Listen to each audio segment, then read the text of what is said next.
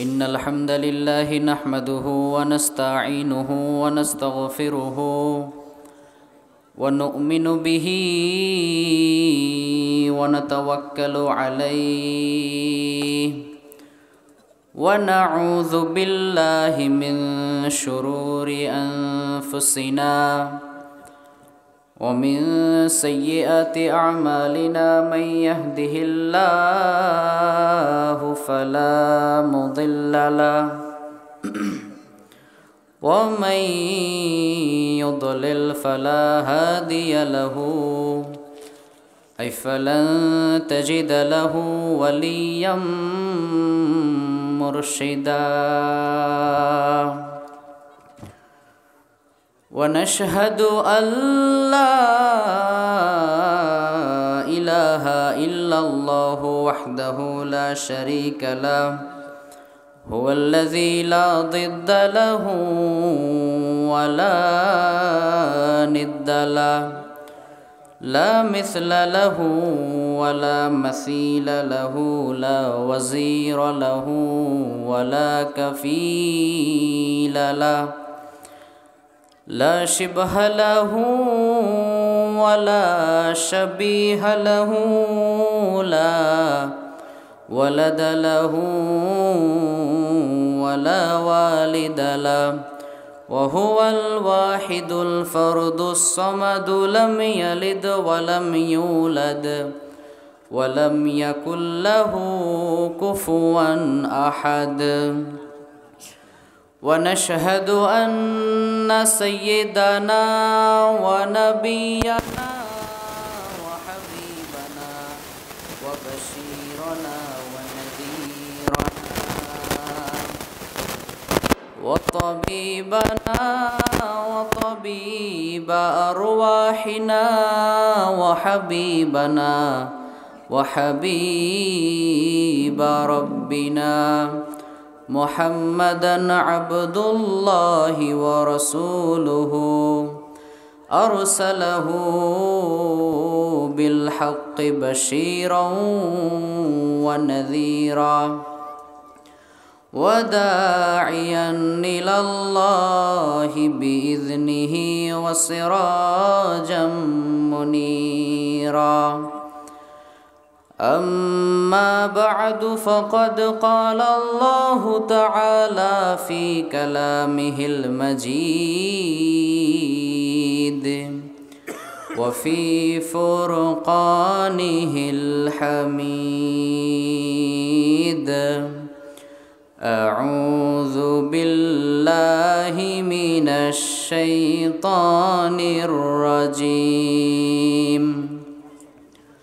بسم الله الرحمن الرحيم وعباد الرحمن الذين يمشون على الأرض هونا وإذا خاطبهم الجاهلون قالوا سلاما والذين يبيتون لربهم سجدا وقياما إن الله وملائكته يصلون على النبي يا أيها الذين آمنوا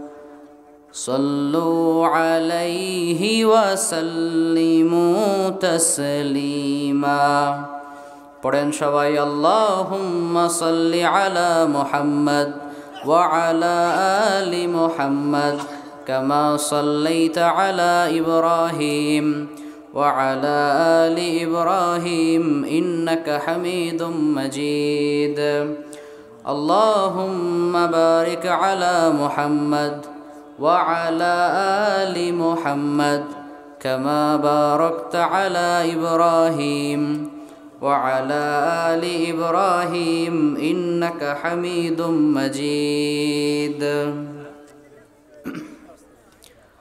গাইবান্দার ভাইয়েরা কেমন আছেন সবাই? আলহামদুলিল্লাহ, আমিও ভালো আছি। ইনফ্যাক্ট আপনাদের গাইবান্ধাতে আসতে পেরে I am feeling so good. আমার খুব বেশি ভালো লাগছে, কারণ গাইবান্ধার মাটি হচ্ছে আল কোরআনের ঘাঁটি, ঠিক কিনা? গাইবান্ধার মাটি হচ্ছে ইসলামের ঘাঁটি। আওয়াজ করে বলেন ঠিক কিনা? এই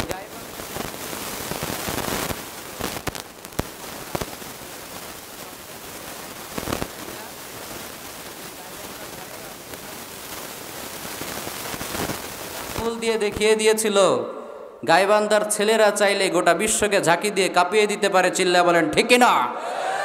এজন্য এই শক্তি, এই স্পিরিট, এই সম্ভাবনাকে ইসলামের জন্য কাজে লাগানোর দরকার আছে না নাই? আজকের এই মিডিয়ার মাধ্যমে আমরা আমাদের প্রিয় মিজানুর রহমান আজহারি হুজুরের কাছে হাম্বল রিকোয়েস্ট জানাই, আমরা আপনার মুখেই কোরআনের তাফসির গাইবান্ধার মাটিতে আবারও শুনতে চাই। যারা বলেন নাই তারা মনে হয় চান না। আমরা আবারও তার মুখে কোরআনের তাফসির শুনতে চাই কি চাই না? আশা করা যায় এই ক্লিপটা হয়তো তার পর্যন্ত পৌঁছাবে এবং তাকে সশরীরে দেখে তার মুখে সরাসরি আমরা এই কোরআনের তাফসির শুনবো ইনশাআল্লাহ। এজন্য আমাদেরকে ঐক্যবদ্ধ প্রচেষ্টা করতে হবে। 10 লাঠি 1 বোঝা, এটা শুনছেন না সবাই? 10 জনের জন্য যেটা সহজ, একজনের জন্য সেটা কঠিন হয়ে যায়। এজন্য সবাই মিলে আমরা যদি চেষ্টা চালাই, সবাই মিলে যদি একটা কাজ করার চেষ্টা করি, দিন কায়েমের চেষ্টা করি, আমাদেরকে বরকত দিবেন কে? আল্লাহ। ইউনিটি ইজ স্ট্রেংথ, একতাই বল। একতাই বল সবসময় মাথায় রাখবেন। যখন আমরা একা তখন আমরা ব্যক্তি, আর যখন আমরা এক হই তখন আমরা শক্তি, ঠিক কিনা? এজন্য এক হয়ে থাকতে হবে। ওয়াতাসিমু বিহাবলিল্লাহি জামিআও ওয়ালা তাফাররাকু।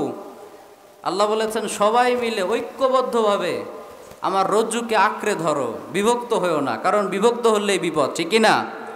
বিভক্ত করাটা হচ্ছে অমুসলিমদের কালচার। তাদের নীতি হচ্ছে, তাদের রুলস হচ্ছে ডিভাইড অ্যান্ড রুল, মানে বিভক্তি সৃষ্টি করো আর নেতৃত্ব দাও। আওয়াজ করে বলেন তো, মুসলমানরা যদি ভাই ভাই হয়ে থাকে, এক হয়ে থাকে, তাহলে ইসলামের শত্রুরা আমাদের দিকে চোখ রাখাতে পারবে? পারবে না। এজন্য তাদের প্রথম কর্মসূচি হচ্ছে নিজেদের মধ্যে বিভেদ তৈরি করে দেওয়া।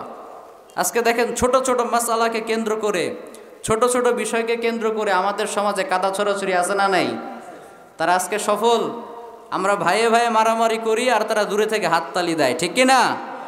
এজন্য তাদেরকে সফল হতে দেওয়া যাবে না। আমাদের কোরআন যেহেতু একটা, নবী যেহেতু একজন, আমাদের রব যেহেতু একজন, কাজে আমরা সবাই এক হতে চাই কি চাই না? আল্লাহ আমাদেরকে কবুল এবং মঞ্জুর করুক। আমরা সবাই পড়ি আমিন। তাহলে আজকে থেকে কাদা ছড়াছড়ি বন্ধ করে দেন, বিভক্তি হওয়া বন্ধ করে দেন। নিজেদের মধ্যে ভালোবাসা, সম্প্রীতি চর্চার দরকার আছে না নাই? This is my first message to all of you tonight. আজকের প্রথম মেসেজ আপনাদের উদ্দেশ্যে, সেটা হচ্ছে লেটস বি ইউনাইটেড। আসেন আমরা এক হয়ে যাই। Let's lead an United life. আসেন আমরা ঐক্যবদ্ধ জীবনযাপন করি। আমরা যদি এক হয়ে যাই, নেক হয়ে যাই, আওয়াজ করে বলেন তো আমাদেরকে বরকত দিবেন কে? তাহলে আমরা এক হতে পারবো তো ইনশাআল্লাহ? আল্লাহ আমাদেরকে কবুল এবং মঞ্জুর করুক। আমরা সবাই পড়ি আমিন। আর একটু জোরে পড়েন না আমিন।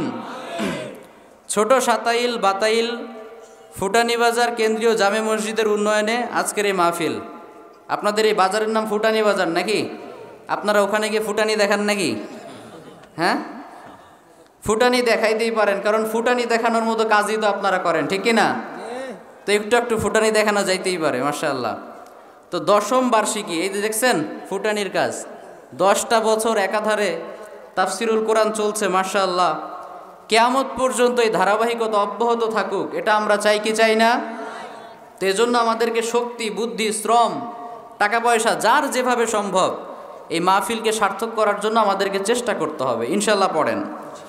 আজকের এই মাহফিলের সভাপতি হিসেবে রয়েছেন জনাব আলহাজ মোহাম্মদ আব্বাস আলী সরকার সাহেব, সভাপতি অত্র মসজিদ কমিটি ও সাবেক প্রধান শিক্ষক, লোনতলা উচ্চ বিদ্যালয় নাকি? আচ্ছা। সহসভাপতি হিসেবে রয়েছেন জনাব মোহাম্মদ আনিসুর রহমান শিবলু সাহেব, 11 নং ফুলবাড়ি ইউপির চেয়ারম্যান। প্রধান অতিথি হিসেবে রয়েছেন ডক্টর মোহাম্মদ শামীম কাইসার লিঙ্কন। একটু আগে কথা বলছে না? আচ্ছা, আসতে পারে নাই, কিন্তু ওনার মনটা এখানে আছে, আলহামদুলিল্লাহ।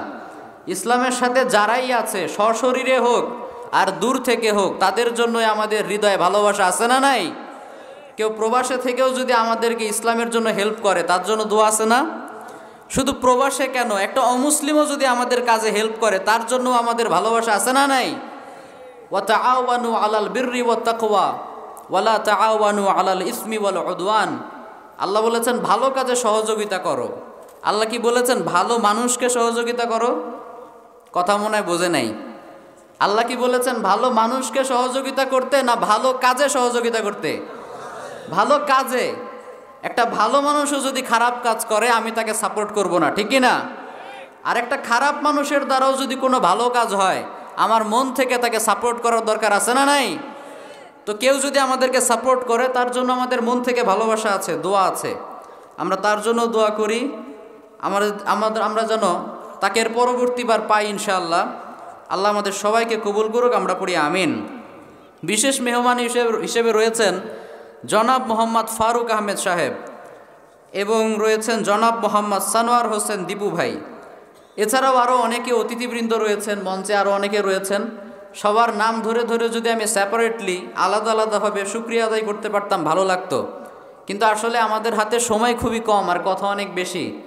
এজন্য আমরা আর পোস্টার পড়ছি না, আমরা সরাসরি মূল আলোচনায় চলে যাচ্ছি। ইনশাল্লাহ পড়েন। যারা অতিথি হিসেবে রয়েছেন, স্পেশালি আপনারা যারা অডিয়েন্স এবং পর্দার অন্তরালে মা এবং বোনেরা, আপনাদের সবাইকে আমি শুকরিয়া জানাই। কারণ আজকের এই মাহফিলের মেইন অ্যাট্রাকশন, মূল আকর্ষণ কিন্তু আপনারা। কথা বলেন ঠিক কি না? স্টেজ আছে, স্পিকার আছে, সব কিছু আছে, কিন্তু শ্রোতা নাই, আলোচনা হবে না। তার মানে আজকের আলোচনা সবচাইতে বড় মূল আকর্ষণ আপনারা নিজেরা। স্পেশালি আমি যুবক ভাইদেরকে শুকরিয়া জানাই যে তোমরা কনসার্টে না গিয়ে, ফালতু কাজে আড্ডা না দিয়ে কোরআনের মাহফিলে এসেছো। এটাই প্রমাণ করে যে ইসলামের বিজয়কে কেউ থামিয়ে রাখতে পারবে না। চিল্লা বলেন ঠিক কি না? এই যে যুবকরা কনসার্টে না গিয়ে মাহফিলে আসে, কালকে তো আমাদের ডক্টর মিজানুর রহমান আজহারি হুজুর আলোচনা করবে ইনশাল্লাহ কক্সবাজারের পেকুয়াতে। দেখবেন জায়গা দেওয়া যাবে না, তাই না? তার মানে এখনকার যুবকেরা কনসার্টে যায় না, বিপিএল এর স্টেডিয়ামগুলো ফাঁকা পড়ে থাকে, কিন্তু কোরআনের ময়দানে জায়গা দেওয়া যায় না, ঠিক না? এটাই প্রমাণ করে যে ইসলামের বিজয় অবশ্যম্ভাবী। ইসলামের বিজয়কে কেউ আটকাতে পারবে না। আমরা যেন স্বচক্ষে ইসলামের বিজয়কে দেখে মরতে পারি। আল্লাহ আমাদের তৌফিক দান করুক, আমরা পড়ি আমিন। আর একটু জোরে পড়েন না আমিন। এ পর্যায়ে আমরা আমাদের মূল আলোচনা শুরু করছি ইনশাআল্লাহ। আমাদের আলোচনার সিলেবাস একটা, বলেন তো সেটা কি? আজকে যদি আমি কোরআন থেকে কথা না বলে বাইবেল থেকে বলি আপনারা শুনবেন? গীতা থেকে বললে শুনবেন? আলতু ফালতু কথা বললে শুনবেন? আমরা এখানে একটা কিতাবের আলোচনা শুনতে আসি। আওয়াজ করে বলেন তো কিতাবটার নাম কি? একটু আগে বলছিলেন যে আপনারা অনেকে নাকি আমার আকর্ষণে এসেছেন। না, আপনারা কেউ এখানে আমার আকর্ষণে আসেন নাই, কোনো ব্যক্তি আকর্ষণে আমরা এখানে বসি নাই। আমরা এসেছি একটা কিতাবের আকর্ষণে। আওয়াজ করে বলেন তো কিতাবটার নাম কি? এই আল কোরআনুল কারীম থেকে আমরা কথা শুনবো ইনশাআল্লাহ। কারণ আমরা যদি নিজেদেরকে পরিবর্তন করতে চাই, বিষয়টা বোঝেন, আমরা যদি নিজেদেরকে পরিবর্তন করতে চাই, এই সমাজকে, সোসাইটিকে পরিবর্তন করতে চাই, আওয়াজ করে বলেন তো এই কোরআনটা জানার, বোঝার ও মানার দরকার আছে না নাই? আপনারা সৈয়দ কুতুব শহীদের নাম শুনেছেন? তাফসির ফি জিলালিল কোরআনের রচয়িতা, জগৎ বিখ্যাত মুফাসসির ছিলেন, মিশরের জগৎ বিখ্যাত মুফাসসির। তিনি যখন প্ল্যান করলেন যে এই মিশরে আমি ইসলামী আন্দোলন করব, এই মিশরটাকে আমি ইসলামী সমাজ ব্যবস্থায় রূপান্তর করব, তখন তার কর্মসূচির প্রথম যেই কাজটা তিনি করেছিলেন সেটা হচ্ছে কোরআনের তাফসির লিখেছিলেন। সুবহানাল্লাহ পড়েন। তার জগৎ বিখ্যাত তাফসির ফি জিলালিল কোরআন, এই তাফসিরটা পড়ে অসংখ্য অমুসলিম মুসলমান হয়ে গিয়েছে। সুবহানাল্লাহ পড়তে পারলেন না? যে সকল যুবকেরা দিন বুঝতো না, দিন মানতো না, ঘুরে বেড়াতো, আড্ডাবাজি করে বেড়াতো, তারা নিজেরা ইসলাম কবুল করেছে, দিন পালন করেছে। শুধু তাই না, মিশরের কায়রোর রাজপথে তারা দিন কায়েমের আন্দোলন করেছে। পড়েন আল্লাহু আকবার। যারা দাড়ি রাখতো না, টুপি পরতো না, টাকনুর উপরে কাপড় পরতো না, তারা মিশরের কায়রোর রাজপথে এই স্লোগান দিয়েছে যে ইনিল হুকমু ইল্লা লিল্লাহ, সৃষ্টি যার বিধান চলবে তার, ঠিক না? স্রষ্টার বিধান বাতিল করো, সৃষ্টির বিধান চালু করো, এই আন্দোলন করতে শুরু করেছিলেন। তো এই আন্দোলন যখন শুরু হলো, কথা শুনতেছেন? কথা বুঝতেছেন? তো এই আন্দোলন যখন শুরু হয়ে গেল, তখন তৎকালীন মিশরের প্রেসিডেন্ট জামাল আব্দুল নাসের সে মনে মনে ভাবলো, এই মুফাসসির যদি বাইরে থাকে আমার গদি থাকবে? একটু জোরে সোরে বলেন না, আমার গদি থাকবে? অনেক শাসক আছে দেখবেন গদি হারানোর ভয়ে হক কথা বলতে চায় না, ভালো মানুষকে বাইরে রাখতে চায় না, এরকম আছে না নাই? এজন্য আরবিতে বলে আর শাইতান ও শাইতান, শয়তান হচ্ছে দুই প্রকার। কয় প্রকার? গাইবান্দার ভাইয়েরা, শয়তান কয় প্রকার? দুই প্রকার। শাইতানুন ইয়াখাফু আয়াতাল কুরসি, এক প্রকার শয়তান আছে যে আয়াতুল কুরসিকে ভয় পায়। আয়াতুল কুরসি পারেন তো সবাই? আল্লাহু লা ইলাহা ইল্লা হুয়াল হাইয়ুল কাইয়ুম। তো এক প্রকার শয়তান আছে যে আয়াতুল কুরসিকে ভয় পায়। ওয়া শাইতানুন ইয়াখাফু ফাওতাল কুরসি, আরেক প্রকারের শয়তান আছে যে আয়াতুল কুরসিকে ভয় পায় না, ও তার কুরসি হারানোর ভয় পায়। ঠিক কিনা? এই গদি হারানোর ভয়ে হক কথা বলতে চায় না। তো মিশরের তৎকালীন প্রেসিডেন্ট জামাল আব্দুল নাসের মনে মনে ভাবলো, এই মুফাসসির থাকলে তো আমার গদি থাকবে না, তো কি করা যায়? ওই মুফাসসিরকে জেলের মধ্যে ঢোকা। নাউজুবিল্লাহ পড়েন। সৈয়দ কুতুব শহীদকে জেলখানায় ঢোকানোর পর অনেক কিছু অফার করা হলো, তোমাকে এই দেওয়া হবে, সেই দেওয়া হবে, ধর্ম মন্ত্রণালয়ের মন্ত্রী বানিয়ে দেওয়া হবে, এরকম বিভিন্ন অফার দেওয়া হলো। কিন্তু সৈয়দ কুতুব শহীদের কথা একটাই, আমি জীবন দিতে পারি কিন্তু আমার দিন কায়েমের আন্দোলন ছাড়তে পারি না। পড়েন সুবহানাল্লাহ। বড় বড় অফারকে তিনি থোড়াই কেয়ার করেন নাই, এগুলোকে দুমড়ে মোচড়ে তিনি সামনের দিকে এগিয়ে গিয়েছেন।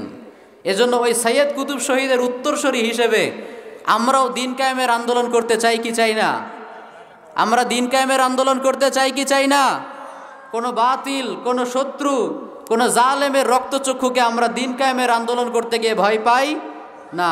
সৈয়দ কুতুব শহীদ এই দিন কায়েমের আন্দোলন করতে গিয়ে জীবন দিয়েছেন, তার উত্তরসূরি রূপে আমরাও যদি দিন কায়েম করতে গিয়ে আমাদের জীবন দেওয়া লাগে, আমরা আমাদের জীবন দিতে রাজি আছি না নাই? কে কে রাজি আছি? দুহাত তুলে আল্লাহরে দেখাও। লিল্লাহি তাকবীর, লিল্লাহি তাকবীর।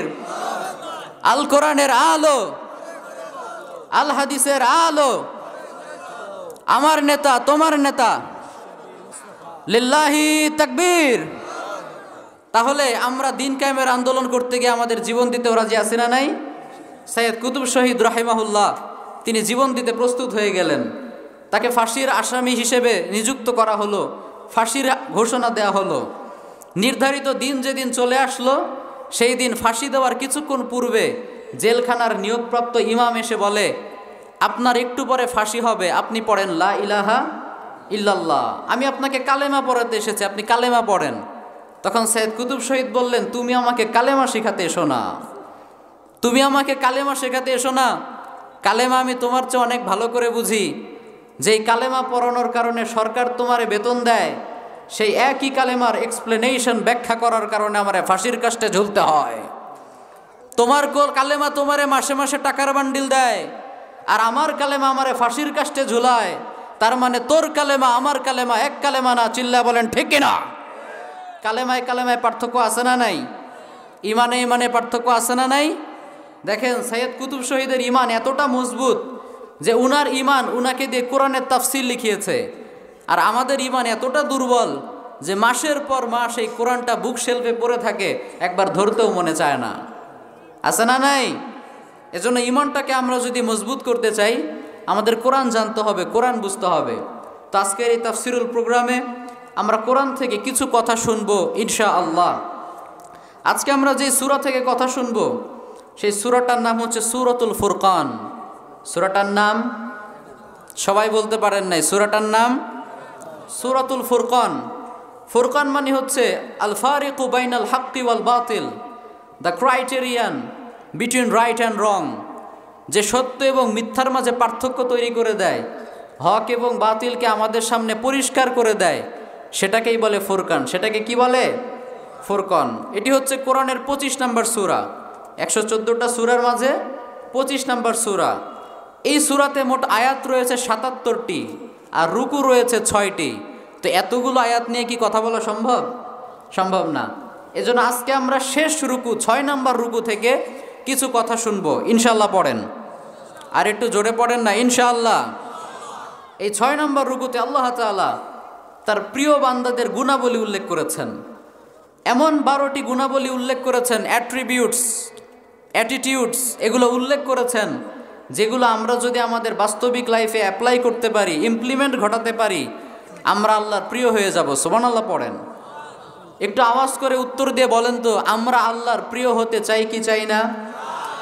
পিছনের ভাইরা মনে চান না নাকি? আমরা আল্লাহর প্রিয় হতে চাই কি চাই না? আল্লাহর প্রিয় যদি আমরা হতে পারি, তাহলে আল্লাহ তাআলা আমাদের পুরো দেহটাকে কন্ট্রোল করবেন। সুবহানাল্লাহ পড়েন। ড্রাইভার যেমনিভাবে গাড়ি চালায়, তেমনিভাবে আমাদের দেহটাকেও চালাবে কে? আর একটু জোরে বলেন না, কে? হাদিসে কুদসিতে আল্লাহ বললেন, আমার কোনো বান্দা যখন আমার প্রিয় হয়ে যায়, আমার ভালোবাসার পাত্র হয়ে যায়, কুনতু সামআহুল্লাযী ইয়াসমাউ বিহি, আমি ওই বান্দার চোখ হয়ে যাই যেই চোখ দিয়ে সেই বান্দা দেখে। সুবহানাল্লাহ পড়েন। ওয়া ইয়াদাহুল্লাতী ইয়াবতিশু বিহা, আমি ওই বান্দার হাত হয়ে যাই যেই হাত দিয়ে সে ধরে। ওয়া রিজলাহুল্লাতী ইয়ামশি বিহা, আমি ওই বান্দার পা হয়ে যাই যেই পা দিয়ে সে হাঁটে। সুবহানাল্লাহ পড়েন। আচ্ছা বলেন তো, আল্লাহ যদি আমাদের কারো পা হয়ে যায়, মানে আমাদের পাকে নিজের কন্ট্রোলে নিয়ে নেয়, আমাদের এই পা দিয়ে আমরা কনসার্টে যেতে পারবো?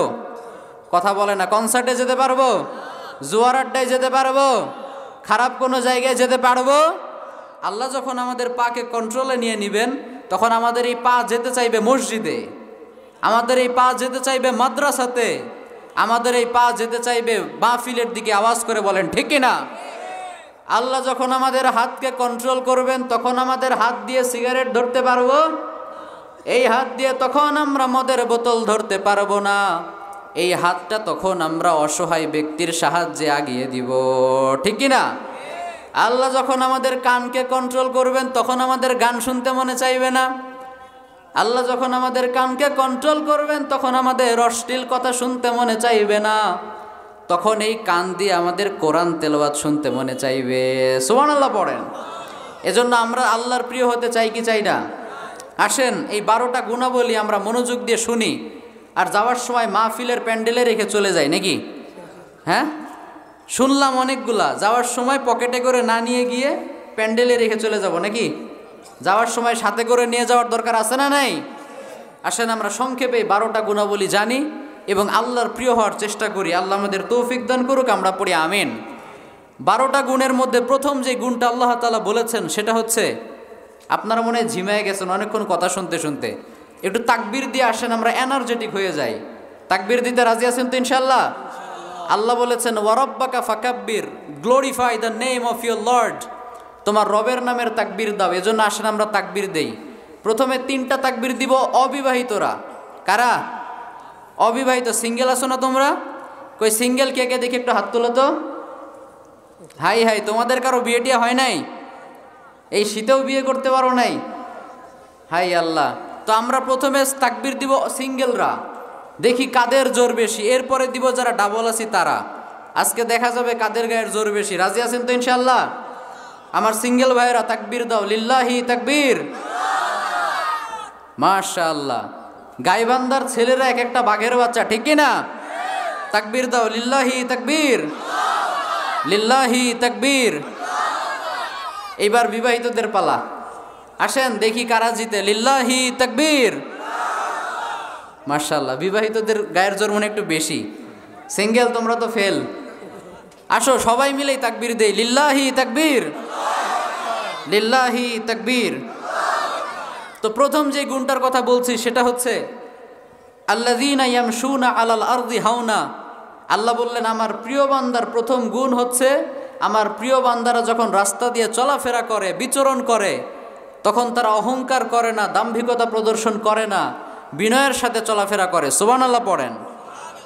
আল্লাহর প্রিয় বান্দাদের কাছে অহংকার করার মতো অনেক কিছু থাকতে পারে। লেটেস্ট ভার্সনের মোবাইল থাকতে পারে, লেটেস্ট ভার্সনের বাইক থাকতে পারে, কিন্তু এরপরেও তারা রাস্তা দিয়ে যখন চলাফেরা করে অহংকার করে না, বিনয়ের সাথে তারা রাস্তা দিয়ে চলাফেরা করে, ঠিক কিনা? রাস্তা দিয়ে যখন চলবেন তখন কি ফুটানি দেখাবেন না বিনয়ের সাথে চলবেন? হ্যাঁ, ফুটানি দেখাইতে দেখাইতে যাবেন, আমার হাতে এটা, আমার পায়ে এটা, আমার ড্রেস আপ এত দামি, এরকম অহংকার করা যাবে? বিনয়ের সাথে চলতে হবে, অহংকার করা যাবে না, কারণ অহংকারকে অপছন্দ করে কে? আল্লাহ কি অহংকারকে পছন্দ করে না অপছন্দ করে? অপছন্দ করে। হাদিসে কুদসিতে আল্লাহ বললেন, আল কিবরিয়া ও রিদাই ওয়াল আজমাতু ইজারি, অহংকার হচ্ছে আমার চাদর আর বরত্ব হচ্ছে আমার লুঙ্গি। এই দুইটা ধরে কেউ যদি টানাটানি করে, কযাফতুহু ফিন্নার, সে যতই বড় আলহাজ হোক না কেন, যতই বড় তাহাজ্জুদ গুজার ব্যক্তি হোক না কেন, যতই বড় দানশীল হোক না কেন, কযাফতুহু ফিন্নার, আমি তাকে জাহান্নামে নিক্ষেপ করব। পড়েন নাউজুবিল্লাহ। তো আমরা কি জাহান্নামে যেতে চাই না জান্নাতে যেতে চাই? জান্নাতে যেতে চাইলে অহংকার করা যাবে না। আর অহংকার করার মতো আমাদের কাছে কিছু আসলে আছে? কথা বলেন, আছে? অহংকার করার মতো কিচ্ছু নাই। আমরা ছিলাম মাটি থেকে, মাটি থেকে আল্লাহ আমাদেরকে সৃষ্টি করেছেন, এই মাটির মধ্যেই আমরা আবার ফিরে যাব।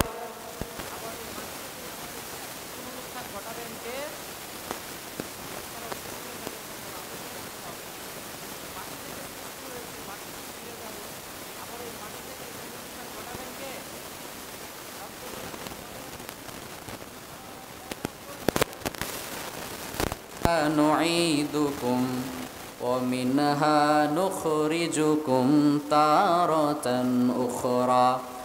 আল্লাহ বললেন, মাটি থেকে তোকে বানালাম, আবার মাটির মধ্যেই তোকে ফিরিয়ে নেব, আবার ওই মাটি থেকেই তোর পুনরুত্থান ঘটাবো।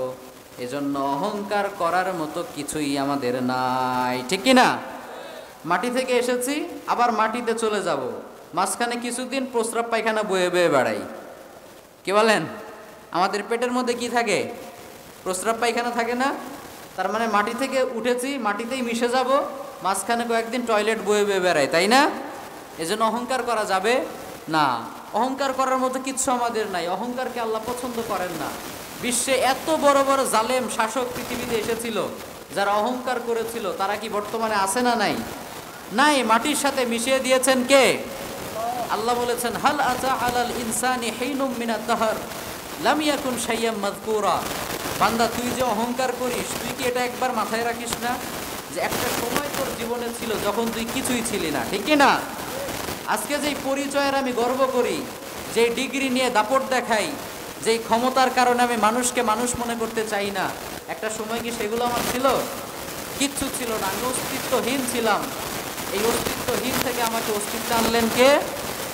আল্লাহ বলেছেন, লাম ইয়াকুন শাইয়্যাম মাযকুরা, তুই কিচ্ছু ছিলি না। এই আয়াতের মাধ্যমে আল্লাহ তাআলা আমাদেরকে যেটা বুঝাতে চাইলেন সেটা হচ্ছে, ক্ষমতার দাপট দেখাবি না, ঠিক না? ক্ষমতার অহংকার দেখাবি না। 2 দিনের টাকার মালিক হয়ে ওর পা জমিনে লাগে না, এরকম ডাকাত আছে না নাই? লাম ইয়াকুন শাইয়্যাম মাযকুরা। তোর চাইতে বড় ক্ষমতাশীল ছিল ফেরাউন। আল্লাহ ছাড় দিয়েছে, ছেড়ে দেয় না, ঠিক না? নমরুদকে ছাড় দিয়েছে, ছেড়ে দেয় নাই। আবু জাহেলকে ছাড় দিয়েছে, ছেড়ে দেয় নাই। এখনো যারা গাদ্দারি করে, ইসলামের বিপক্ষে কথা বলে, ইসলামকে জমিনের ভিতর গেড়ে দিতে চায়, দেখা যায় আল্লাহ ওদেরকে ছাড় দেয়, কিন্তু ছেড়ে দিবে না। চিল্লা বলেন ঠিক কিনা? আল্লাহ ওদেরকে ছেড়ে দিবে না। এজন্য আমরা যেন অহংকার না করি, বিনয় অবলম্বন করি। পারা যাবে তো ইনশাল্লাহ? আমাদের যিনি রোল মডেল, বিশ্বনবী মুহাম্মদ সাল্লাল্লাহু আলাইহি ওয়াসাল্লাম, কানা মুতাওয়াদিআন, তিনি প্রচণ্ড পরিমাণে বিনয়ী ছিলেন, প্রচণ্ড পরিমাণে বিনয়ী ছিলেন। আল্লাহর হাবিব বলতেন, আনা সাইয়্যিদু ওয়ালদি আদম ইয়াউমাল কিয়ামা, কিয়ামতের দিন সব মানুষের সর্দার আল্লাহ আমাকে বানাবে। সুবহানাল্লাহ পড়েন। সে আদম আলাইহিস সালাম থেকে নিয়ে কিয়ামত পর্যন্ত যত মানুষ এসেছিল, আছে, ভবিষ্যতে আসবে, সবার সর্দার আল্লাহ আমাকে বানাবে। ওয়ালা ফাখার, কিন্তু এই নেতৃত্ব নিয়ে আমি নবী অহংকার করি না। সুবহানাল্লাহ। মনে প্রাণে বিশ্বাস করি যে আল্লাহ দয়া করে আমাকে এই ক্ষমতাটা দিয়েছেন, নেতৃত্বটা দিয়েছেন। আল্লাহ চাইলে আমাকে না দিয়ে আরেকজনকে দিতে পারতো না? দিতে পারতো। এজন্য বিশ্বনবী সাল্লাল্লাহু আলাইহি সাল্লাম কখনোই অহংকার করতেন না। আবার যখন দোয়া করতেন তখন বলতেন, আল্লাহুম্মা ইন্নী আবদুক ওয়াবনু আবদিক ওয়াবনু আমাতিক নাসিয়াতি বিয়াদিক। আল্লাহ, আমি তোমার গোলাম, গোলামের ঘরের গোলাম। সুবহানাল্লাহ পড়েন। What an attitude! কতটা বিনয়ী ছিলেন। আল্লাহরে বলতেন, আল্লাহ, আমি তোমার গোলাম, তোমার গোলামের ঘরের গোলাম, তোমার বান্দির ঘরের গোলাম। আমার চুলের ঝুঁটি তোমার হাতের মুঠোয়, তুমি আমাকে যেই দিকে টানবে আমি সেই দিকে চলে যাব। সুবহানাল্লাহ পড়েন। এতটা বিনয়ী ছিলেন। এজন্য সেই নবীর উম্মত হয়ে আমাদেরকেও বিনয় হওয়ার দরকার আছে না নাই? আপনার কাছে লেটেস্ট ভার্সনের একটা বাইক আছে, তাই বলে রাস্তায় যাওয়ার সময় একবার ডানে একবার বাঁয়ে একবার ওভার স্পিডে এরকমভাবে টানা যাবে? রাস্তা কি আমাদের নিজেদের না পাবলিক রাস্তা? এটা ভুলে যাওয়া যাবে না। অনেক ছেলে আছে দেখবেন একসাথে 3-4 জন যাওয়া শুরু করলে এমন চিৎকার চেঁচামেচি করে, দেখলে মনে হয় এটা পাবলিক রাস্তা না, এটা প্রাইভেট রাস্তা। এরকম আছে না নাই? এটা করা যাবে না প্রিয় ভাইয়েরা, অহংকার করা যাবে না। আবার অনেক মেয়ে আছে দেখবেন একটু দেখতে সুন্দর হলে ওর অহংকারের শেষ নাই। এরকম আছে না নাই? রাস্তা দিয়ে হাঁটার সময় একবার ডানে যায়, একবার বাঁয়ে যায়, একবার ওড়না ঠিক করে, কি যে করে ওর নিজেই বুঝতে পারে না। এরকম আছে না নাই? অহংকার, অহংকার দেখায়। একটা ভালো দিনদার ছেলে তার বাড়িতে বিয়ের প্রস্তাব দিলে রিজেক্ট করে দেয়, আছে না নাই? ওদের কপালেই পরবর্তীতে সরকারি টাকলু চাচা জোটে, এরাই পরবর্তীতে স্বামীর কাছে সুখ না পেয়ে সুইসাইড করে, ঠিক কিনা? অহংকারকারীকে আল্লাহ পছন্দ করে না। আপনি অহংকার করবেন, আপনি আজকে অহংকার করেন, 2 দিন পরে দেখবেন এমন ধরা খাবেন, ওই যারা আপনাকে প্রপোজ করেছিল, বাড়িতে বিয়ের প্রপোজাল দিয়েছিল, ওরাই আপনাকে খালাম্মা বলবে, ঠিক কিনা? এজন্য অহংকার করা যাবে না প্রিয় ভাইয়েরা। আজকে প্রথম যেটা আমরা শিখলাম সেটা হচ্ছে আল্লাহর প্রিয় বান্দারা অহংকার করে না, তারা বিনয়ী হয়। এজন্য আমরাও বিনয় হব ইনশাআল্লাহ। পড়েন 2 নম্বর যে গুণটার কথা আল্লাহ তাআলা বলেছেন সেটা হচ্ছে ওয়া ইযা খাতাবাহুমুল জাহিলুনা ক্বালু সালামা। আল্লাহর প্রিয় বান্দাদের কাছে কেউ যখন ঝগড়া করতে আসে, তর্ক করতে আসে, তারা উল্টো ঝগড়ায় লিপ্ত হয় না, তর্কই লিপ্ত হয় না, তারা বলে সালাম। তারা কি বলে? গাইবান্দার ভাইয়ের আওয়াজ করে বলেন সালাম। সবাই বলতে পারেন নাই, বলেন সালাম। সালাম মানে হচ্ছে শান্তি। অর্থাৎ কেউ যখন আপনার সাথে ঝগড়া করতে আসবে, তর্ক করতে আসবে, তখন আপনি বলবেন সালাম, মানে শান্তি। আমরা শান্তিপ্রিয় শান্ত ছেলে, আমরা ঝগড়া চাই না, মারামারি কাটাকাটি হানাহানি কাদা ছড়াছড়ি এগুলো চাই না। আমরা শান্তিপ্রিয় শান্ত ছেলে, আমরা শান্তি চাই, ঠিক কিনা? আমরা কি সমাজে অশান্তি চাই না শান্তি চাই? শান্তি চাই। এজন্য আমরা যদি শান্তি সত্যিই চাই, আজকে থেকে কারো ঝগড়া করতে আসলে, কেউ যদি আপনার সাথে তর্ক করতে আসে, আপনি কি তার জবাব দিবেন না চুপ করে থাকবেন? কি করে থাকবেন? চুপ করে থাকবেন আর বলবেন সালাম। ভাই আমরা ঝগড়া চাই না। প্রিয় ভাইয়েরা, স্পেশালি যুবক ভাইয়েরা একটু মনোযোগ দিয়ে শোনো। লাইফে যদি আমরা সাকসেসফুল হতে চাই, আমাদেরকে চুপ থাকা শিখতে হবে। কি থাকা শিখতে হবে? চুপ থাকা শিখতে হবে। চুপ থাকতে পারাটা অনেক বড় গুণ, সবার মধ্যে এটা থাকে না। কথা বলতে যেই পরিমাণ শক্তি প্রয়োজন, চুপ থাকতে এর চাইতে অনেক বেশি শক্তি প্রয়োজন। কথা আমরা সবাই বলতে পারি, কিন্তু চুপ থাকতে পারি? একদিন কথা বলতে বলেন সমস্যা নাই, কিন্তু একদিন চুপ থাকতে বললে অবস্থা খারাপ হয়ে যাবে। এজন্য আমি যখন মারিয়াম আলাইহিস সালামের ঘটনা প্রথমবার কোরআনে পড়ছিলাম, যে ইন্নী নাযারতু লির-রহমানি সাওমা ফালান উকাল্লিমাল ইয়াউমা ইনসিয়া, মারিয়াম আলাইহিস সালামের যুগে রোজার যে নিয়ম ছিল সেটা হচ্ছে কথা বলা যাবে না। কথা বলা যাবে না। আল্লাহ না করুক এই সিস্টেমটা যদি এখনও আমাদের মধ্যে থাকতো, এমনিই তো রোজা রাখে না, 99% রোজাদার হতে পারতো না। কারণ না খেয়ে আমরা 3 দিনও থাকতে পারবো, অনেকে সমস্যা নাই, কিন্তু কথা না বলে থাকতে পারবো? স্পেশালি মেয়েরা দেখবেন কথা শুরু করলে আর শেষ নাই, আছে না নাই? আমি 2-3 বছর আগে একবার ঢাকাতে পড়াশোনা করতাম, তখন বাড়িতে যাচ্ছি রাজশাহীর দিকে, সিএনজিতে উঠেছি। হাইরে আল্লাহ, এমন কথা শুরু করছে, পুরো 40 মিনিটের মতো গাড়ি আমার কান মাথা ঝালাপালা করে ফেলছে। আমি ড্রাইভারের সাথে পাশে বসে আছি, আমি ড্রাইভারকে শেষমেশ বললাম, ভাই আজকে আমি বুঝতে পেরেছি কেন মাতৃভাষা বলে, কেন পিতৃভাষা বলে না। কারণ কথা বলা, বকবক করা, এটা শেখানোর দায়িত্ব আল্লাহ নারীদেরকে দিয়েছেন। এজন্য পুরুষদের তুলনায় দেখবেন নারীরা 10 গুণ বেশি কথা বলে, ঠিক কি না? তো এই যে কথা বলার যে রোগ, এটা আমাদের মাঝে আছে। তো এই যে কথা বলাটা আমাদেরকে কন্ট্রোল করতে হবে। জিহ্বা দিয়েছে বলে কি আমরা যা খুশি তাই বলতে পারবো না? চুপ থাকতে হবে। আপনারা পাকিস্তানের একজন বিখ্যাত আলেম রয়েছে, নাম মাওলানা তারেক জামিল, নাম শুনেছেন? পাকিস্তানের বিখ্যাত একজন আলেম। তার ভাষা কি বাংলা না উর্দু বলেন তো? বাংলা না উর্দু? তো তিনি মাঝে মাঝে বলেন যে अगर जिंदगी को खूबसूरत बनाना चाहते हो तो चुप रहना सीखो, सहना सीखो, जवाब देना ना सीखो।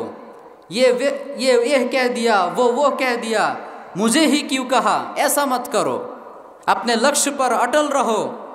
अगर जिस दिन तुम सफल हो जाओगे ना, तो यही बंदा सर झुका के तुम्हारे पास माफ़ी मांगने के लिए आ जाएगा।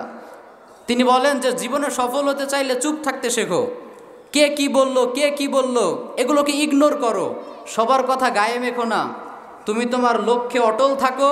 লাইফে যেই দিন তুমি সাকসেসফুল হয়ে যাবে, যারা তোমাকে নিয়ে টিটকারি করতো, মজা করতো, তারাই তোমাকে স্যালিউট করতে বাধ্য হবে, ঠিক না? এলাকায় যারা তোমাদেরকে টিটকারি করতো, এখন অনেকে দেখবে যুবক ছেলেদেরকে টিটকারি করে, কিরে তোর ক্লাসমেট তো সরকারি চাকরি পেয়ে গেল, তুই এখনো টোটো কোম্পানি কেন? আছে না নাই? আছে না এরকম? তো তুমি যেদিন একটা ভালো বিজনেস দাঁড় করে ফেলবা, একটা ভালো কিছু করে ফেলবা, দেখবা সমাজের যারা তোমাকে ভ্যালু দিত না, পাত্তা দিত না, কোন দিক দিয়ে গেলা, কোন দিক দিয়ে আসলা খেয়ালই করতো না, তারাই তোমাকে বলবে বাবা তুমি ভালো আছো। এরকম আছে না নাই? নিজের চাচা তোমাকে পরিচয় দিতে চাইতো না, আর যখন তুমি বিসিএস ক্যাডার হয়ে যাবে, একটা ভালো কিছু করে ফেলবে, ঢাকা ইউনিভার্সিটিতে চান্স পাবে, বাইরের দেশে স্কলারশিপ পাবে, দেখবে দূর সম্পর্কের এক আত্মীয় এসে বলবে বাবা আমি তোমার চাচা, আমাকে চিনতে পেরেছো? ওই যে ছোটবেলায় একদিন আমাদের বাসায় গিয়েছিলে, মনে আছে না? এরকম আছে না নাই? তুমি সফল হয়ে গেলে তোমাকে সবাই স্যালিউট করবে। যারা তোমাকে নিয়ে টিটকারি করতো তারা মাথা নিচু করে তোমার কাছে ক্ষমা চাইতে আসবে। এজন্য আমরা আজকে থেকে কেউ ঝগড়া করতে আসলে, মারতে আসলে, আমাকে গালিগালাজ করলে আমরা কোনো উত্তর দিব না। আমাদের উত্তর হবে আমাদের সফলতা, ঠিক কি না? Success is the best revenge.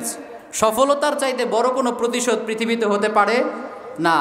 আপনাকে একজন গালি দিয়েছে তাই বলে কি তার গালে থাপ্পড় মারবেন? কথা বলেন, থাপ্পড় দিবেন?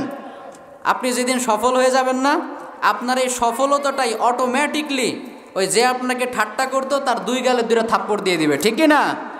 আপনাকে আলাদাভাবে দিতে হবে না। তাহলে আল্লাহর প্রিয় বান্দাদের দ্বিতীয় যে গুণটা আমরা জানলাম সেটা হচ্ছে ওয়া ইযা খাতাবাহুমুল জাহিলুনা ক্বালু সালামা।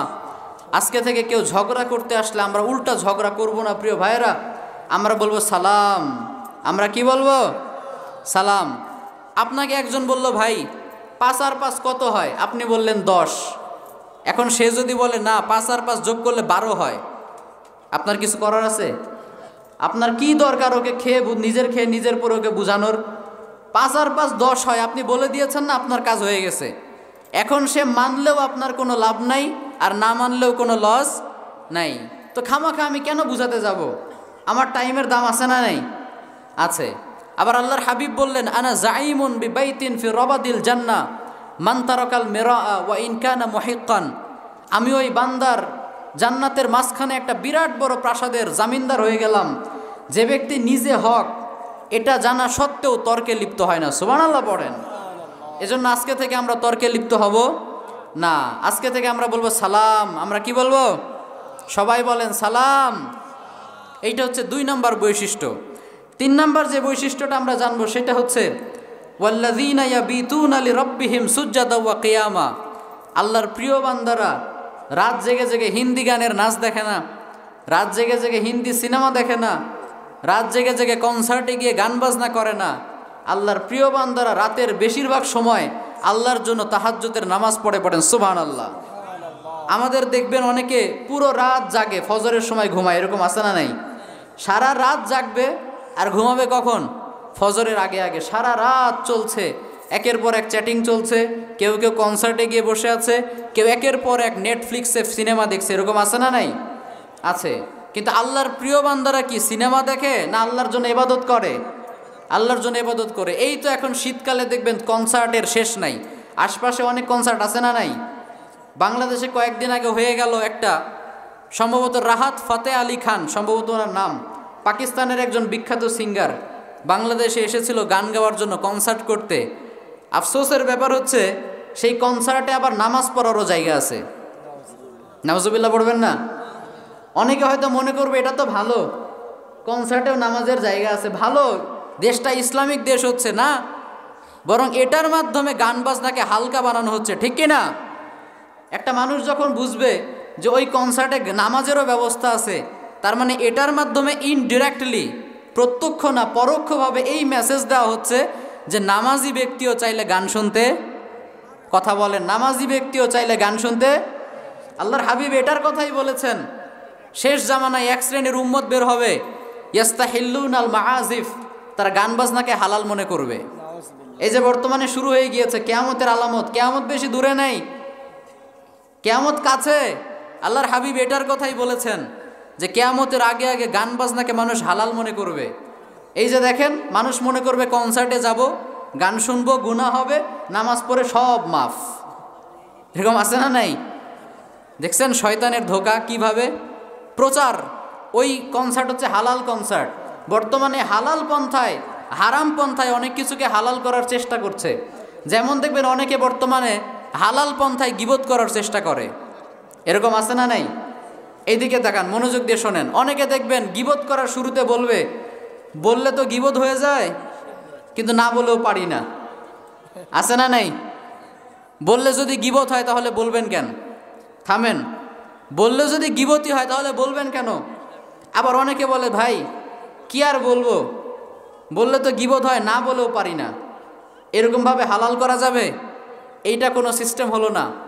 এজন্য এই যে কনসার্টগুলো হচ্ছে, এগুলোতে এতদিন গান বাজনার মাঝে সীমাবদ্ধ ছিল।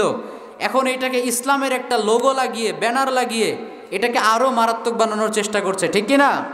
কিন্তু মুসলমান ঘরের সন্তান কি ওই কনসার্টে যাবে? কথা বলেন, যাবে? অনেক মেয়েরা এই যে রাত জেগে জেগে কনসার্টে যায়, আপনার কি মনে হয় ওরা ভদ্র ঘরের মেয়ে? আপনার কি মনে হয় ওরা ভদ্র ঘরের মেয়ে? কোনো ভদ্র ঘরের মেয়ে কি কনসার্টে যেতে পারে?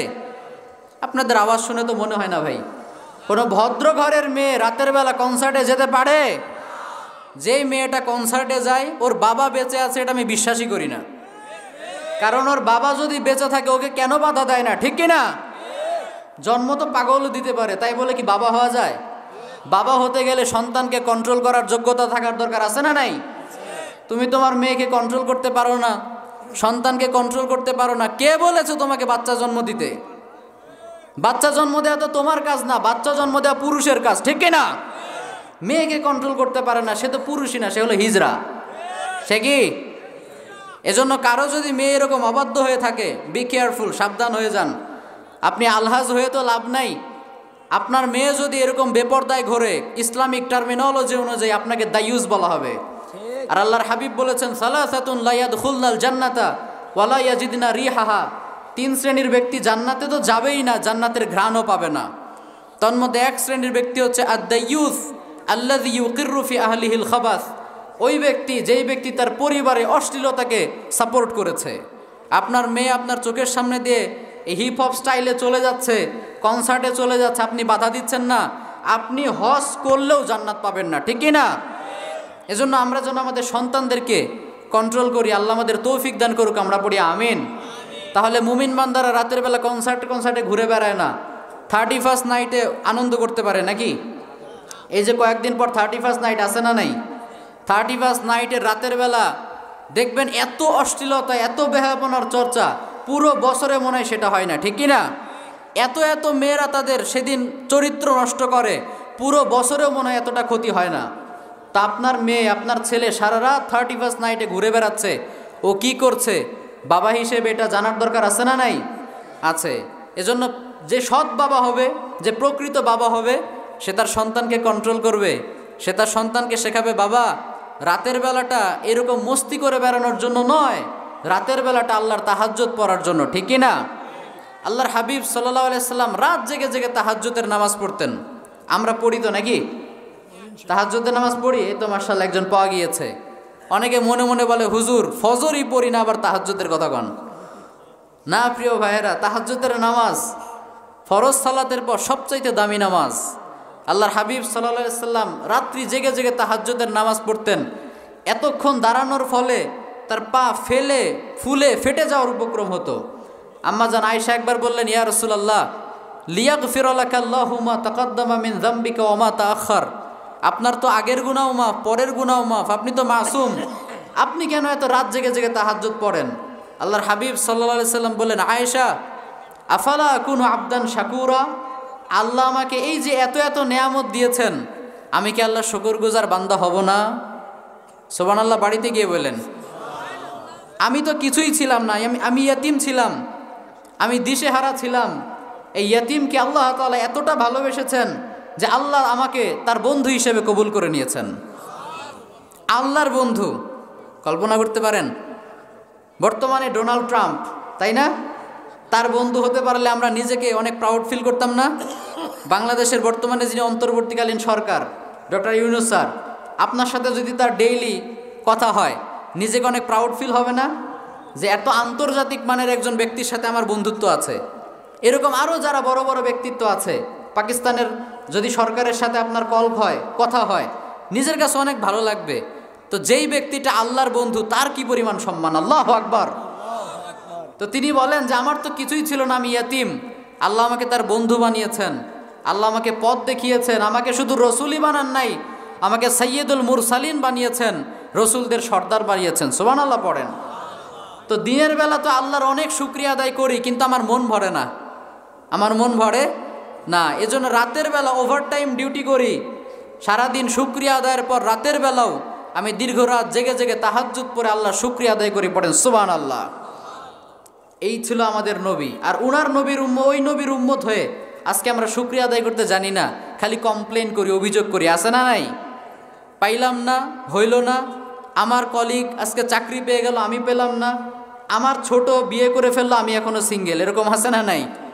আমাদেরকে প্রায় ইয়াং ছেলেপেলেরা কল দেয়, হুজুর বয়স হয়ে গেছে, আমার ছোটগুলা বিয়ে করে বাবা হয়ে গেছে, আমি বিয়ে করতে পারি না। বাপ মাকে কষ্ট, অনেক কষ্ট না? যাক আল্লাহ, এই গভীর রাতে আমরা তোমার কাছে দোয়া করি, এই সিঙ্গেলদের কষ্টগুলোকে তুমি দূর করে দাও।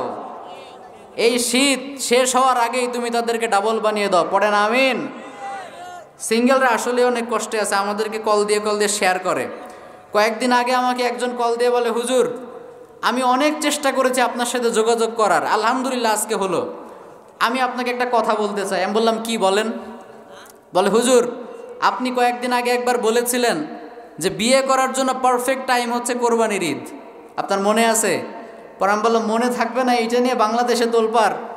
তো আমি বলি তো কী হয়েছে সেটা বলো, পয়েন্টে আসো, পয়েন্টে আসো। তো সে মানে কথা বলতে গিয়ে তোতলে যাচ্ছে বারবার, মানে এতটা এক্সাইটেড, এতটা খুশি, কথা বলতে পারছে না। আমি বলি ভাই আগে একটু রেস্ট নাও, পরে বলো। তো বলে হুজুর মূলত বিষয়টা হচ্ছে আপনার এই ভিডিও ক্লিপটা আমি আমার গার্লফ্রেন্ডের কাছে সেন্ড করেছিলাম, বলেছিলাম দেখো হুজুর কি বলে। তো আল্লাহর মেহেরবানি, এই ভিডিওটা দেখার পর আমার গার্লফ্রেন্ড আমাকে বলে শোনো বিয়ে এই কোরবানির ঈদেই হবে। আলহামদুলিল্লাহ পড়বেন না?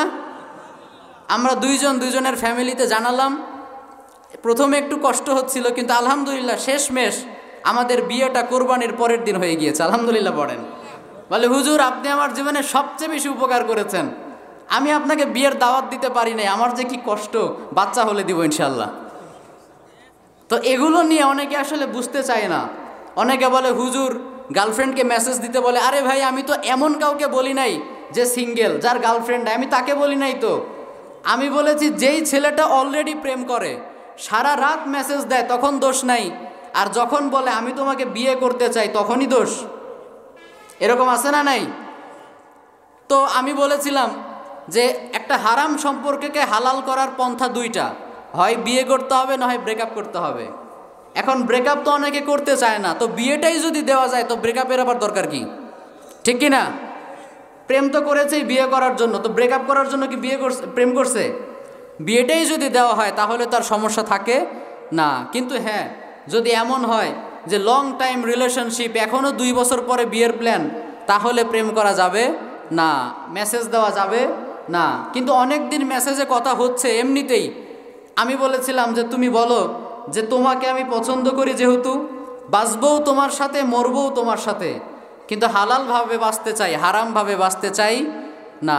আল্লাহর আসমানের নিচে থেকে আল্লাহর খেয়ে আল্লাহর সাথে নাফরমানি করা যাবে? যাবে না। এজন্য যদি রাজি থাকো বলো এই কোরবানির ঈদেই বিয়ে করব, আর নয়তো সালাম, তুমি তোমার রাস্তায় আমি আমার রাস্তায়। ঠিক কি না? এটাকে অনেকে কাটছাট করে এমনভাবে অপপ্রচার করেছে। যাই হোক, সমস্যা নাই, হেরে যাবে ওদের হিংসা, জিতে যাবে আমাদের ভালোবাসা। ঠিক কি না? ওদের হিংসা নিয়ে তোরা মর, কুল মুতু বিগাইযিকুম, তোদের রাগ নিয়ে তোরা মর, তোরা রাগ করতে থাকবি, আর এইদিকে আমরা সিঙ্গেলদের বিয়ে দিতে থাকবো। ঠিক কি না? তো যাই হোক, আলহামদুলিল্লাহ আমার মাধ্যমে অনেকের বিয়ে হয়েছে, তোমাদের জন্য দোয়া করি, আল্লাহ যেন এই ভাইয়ের দোয়াটা তোমাদের জন্য কবুল করেন, আমরা পড়ি আমিন। তো এই রাতের এই যে সময়টা, এটা খুবই বরকতময় সময় প্রিয় ভাইয়েরা।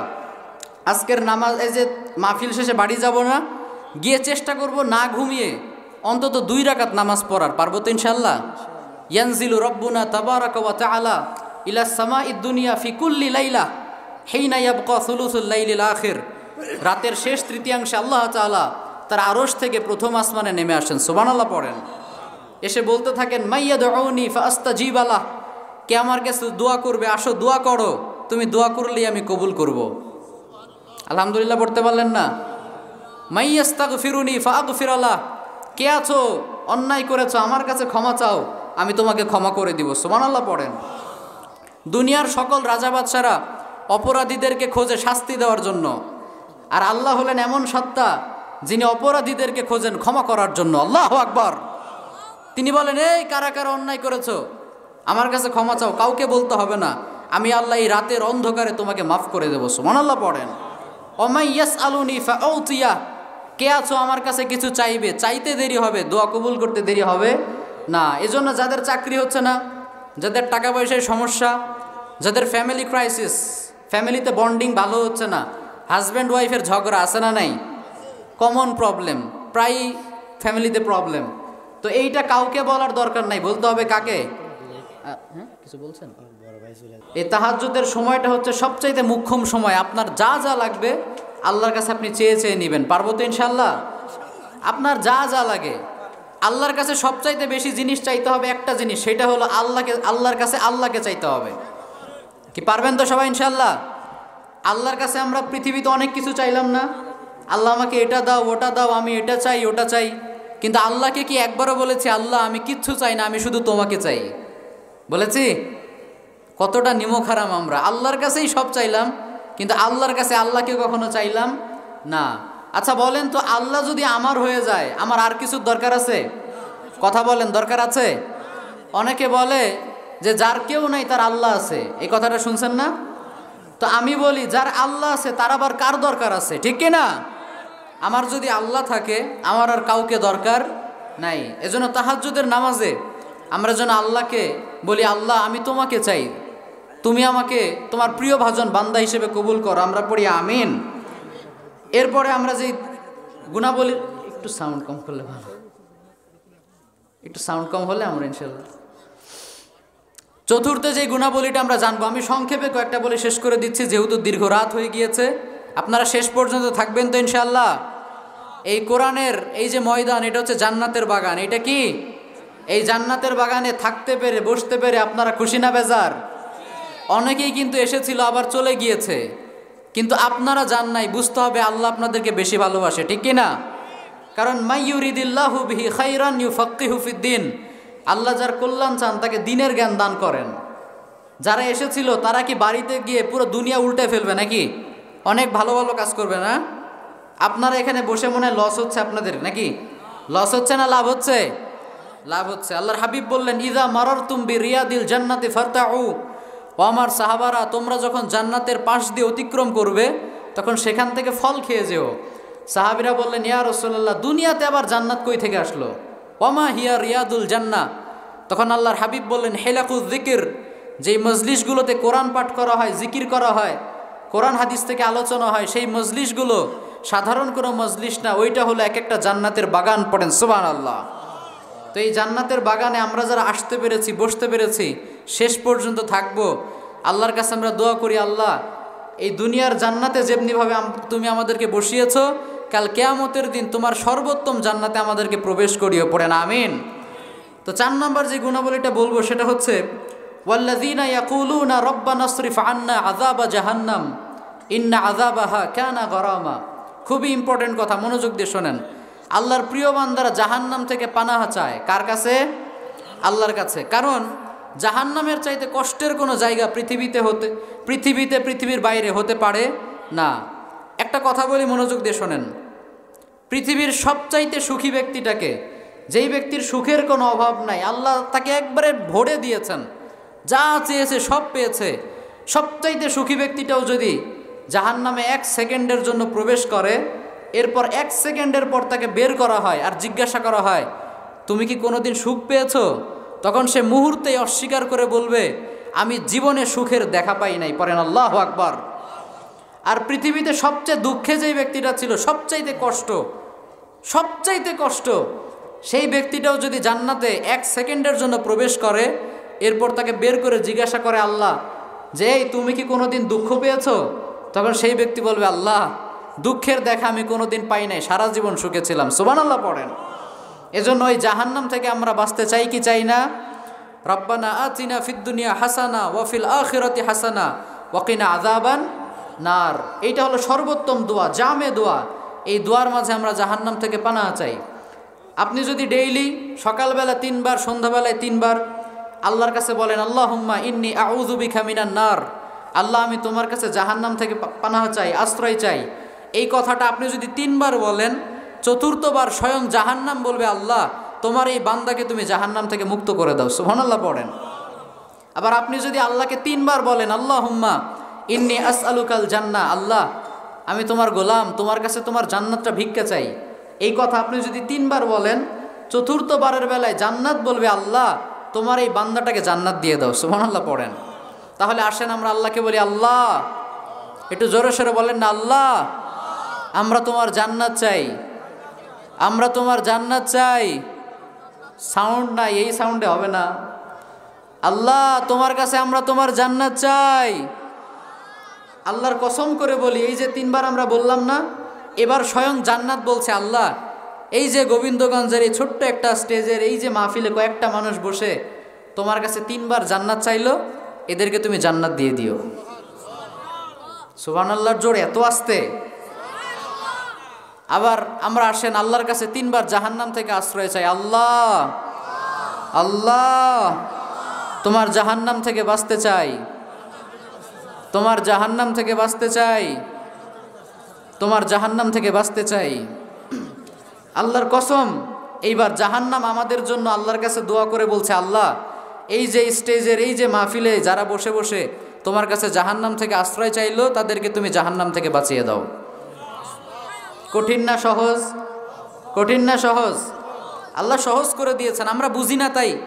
ইসলাম কঠিন না, ইসলাম সহজ। প্রত্যেক দিন সকালে 3 বার আল্লাহর কাছে জান্নাত চাইবেন, জাহান্নাম থেকে বাঁচতে চাইবেন। সন্ধ্যাবেলায় 3 বার জান্নাত চাইবেন, 3 বার জাহান্নাম থেকে বাঁচতে চাইবেন। মরলেই আপনি জান্নাতি। এজন্য আল্লাহর প্রিয় বান্দারা জাহান্নাম থেকে বাঁচতে চায়, আমরাও বাঁচবো ইনশাআল্লাহ। এবং জাহান্নাম থেকে বাঁচার সবচাইতে বড় দোয়ার পরেই যে কাজ, সেটা হচ্ছে আল্লাহকে ভয় করা। আল্লাহকে কি করা? আল্লাহকে যদি আপনি ভয় করে চলতে পারেন, ওয়ালিমান খাফা মাকামা রাব্বিহি জান্নাতান, আল্লাহ বলেছেন যে ব্যক্তি আমার সামনে দাঁড়ানোকে ভয় পাবে, আমি আল্লাহকে মনে প্রাণে ভয় পাবে, তাকে আমি একটা না 2টা জান্নাত দিব। 2টা জান্নাত। কয়টা? আর সবচাইতে ছোট সাইজের জান্নাতটাও হচ্ছে এই পৃথিবীর চাইতে কমসে কম 10টা পৃথিবীর সমান। সুবহানাল্লাহ পড়েন।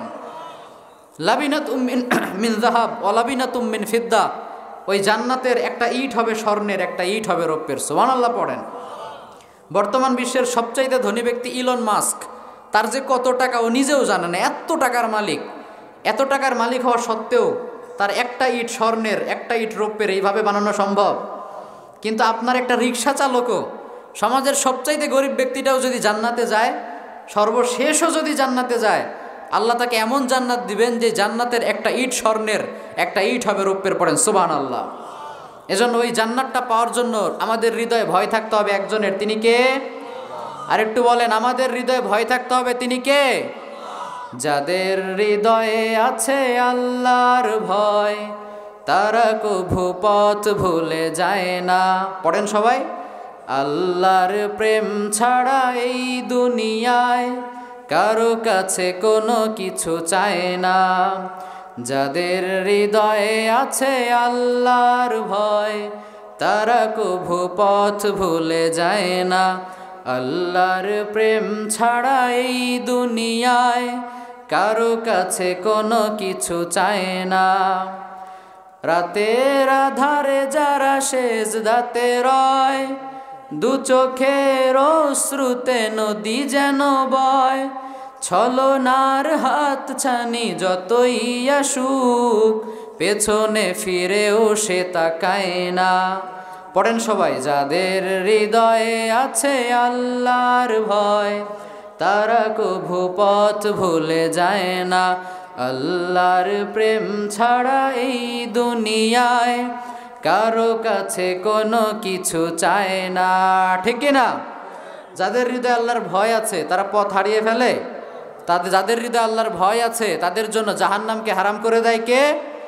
এজন্য আমরা যেন হৃদয়ে আল্লাহর ভয় রাখি আর আল্লাহর কাছে জাহান্নাম থেকে পানাহা চাই। আমরা সবাই পড়ি আমিন। পঞ্চম যেই গুণ, আমি সংক্ষেপে বলে শেষের দিকে এগিয়ে যাচ্ছি। পঞ্চম যেই গুণ আল্লাহর প্রিয় বান্দাদের, সেটা হচ্ছে ওয়াল্লাযীনা ইযা আনফাকু লাম ইউসরিফু ওয়া লাম ইয়াকতুরু ওয়া কানা বাইনা যালিকা কওয়ামা। আল্লাহর প্রিয় বান্দারা তারা দান করে, কিন্তু দানটা হয় ভারসাম্যপূর্ণ দান। কেমন দান?